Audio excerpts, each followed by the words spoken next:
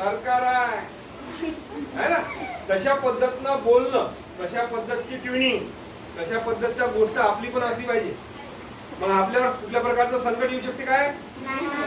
आपल्यावर संकट येऊ शकत नाही काय? येऊ शकते ना. कसं संकट येऊ शकते कोण सांगते? कसं संकट येईल? आपल्याला कोणी पकडून गेलं. बरोबर आहे. अजून चोरे जास्त आहेत आपल्या एरियात. संकट म्हणजे आपल्यावर कसं येऊ शकते हे म्हणणं आहे. कसं येऊ शकतं संकट? संकट कसं येऊ शकते? आता हा हे आहे, हे पडलंय जागा आहे ना. काय आलं? संकट.